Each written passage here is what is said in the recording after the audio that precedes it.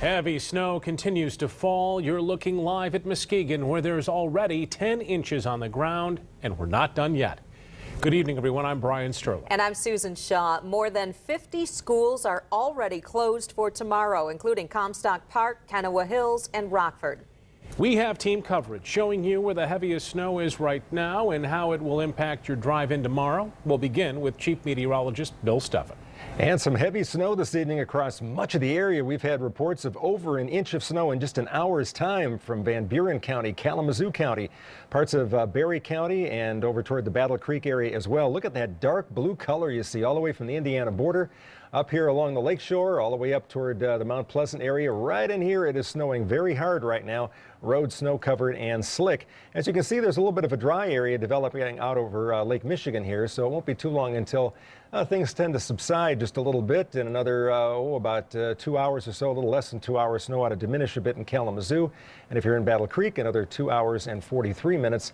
Here in Grand Rapids, it's going to be another hour and 36 minutes before the snow becomes a little bit lighter.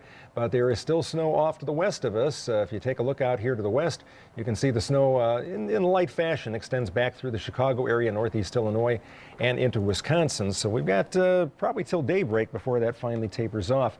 A couple of sky cams to show you. This one right here from downtown Grand Rapids. Traffic moving along fairly slowly. You can see visibility reduced here on the 131 Expressway in downtown Grand Rapids. Out in Allendale, as you can see, things pretty quiet. Snow continues to come down. We had one report of over a foot of snow on the ground now in Allendale. Wake up tomorrow morning, you find temperatures around 30 degrees, and that temperature isn't going to go anywhere tomorrow. We'll be in the upper 20s pretty much all day. We'll continue to see periods of light snow in the early morning, but that should taper off by around 9-10 o'clock. We should see some sun in the afternoon. Now, Kyle's got to look at how much snow we've had and how much more we're going to get.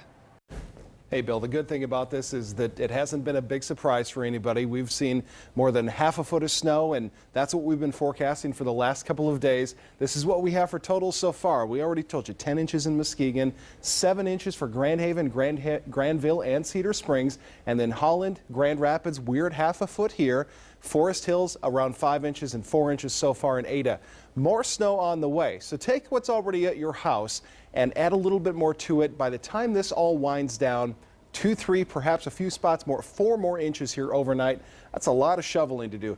Total snowfalls from this storm, 8 to 12 inches here for Ottawa, Muskegon, Kent, Newaygo, Mecosta, Montcalm County, up toward the thumb. 4 to 8 inches for most of Allegan, Ionia, and Berry County, and then 2 to 4 here along the I-94 corridor, although I have to tell you, we've picked up a couple of inches in the last hour and a half in Kalamazoo.